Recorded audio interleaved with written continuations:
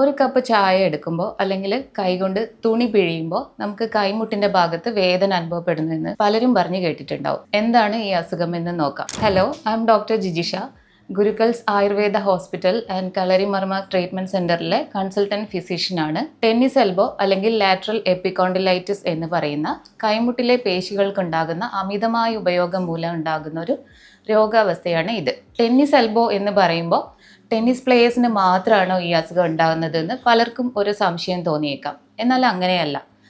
Computer അമിതമായി ഉപയോഗിക്കുന്ന ആൾക്കാർ, കാർപ്പൻറ്റേഴ്സ്, പെയിൻറ്റേഴ്സ്, കിച്ചണിൽ നിന്ന് ഒരുപാട് സമയം ജോലി ചെയ്യുന്ന ആൾക്കാർ, ഇവർക്കൊക്കെ ഈ അസുഖം വരാനുള്ള സാധ്യത വളരെ കൂടുതലാണ്.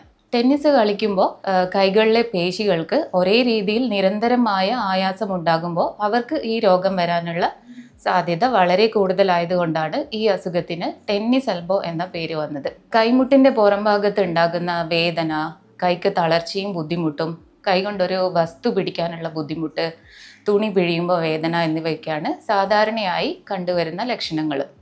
കളരി മർമ്മ ചികിത്സയിലൂടെ നമ്മൾ കൈമുട്ടിൻ്റെ ഭാഗത്തെ പ്രത്യേക മർമ്മമായ കൂർപ്പര മർമ്മത്തെയും അതോടനുബന്ധിച്ചുള്ള നാഡികളെയും കണ്ടുകൊണ്ട് എണ്ണയിട്ട് ഉത്തേജിപ്പിച്ച് പേശികൾക്ക് പുനരുജ്ജീവനം നൽകുന്ന രീതിയിൽ തടവി കിഴിവെക്കുമ്പോൾ നമുക്ക് രോഗത്തിന് പൂർണ്ണമായും ശാന്തി ലഭിക്കാറുണ്ട്.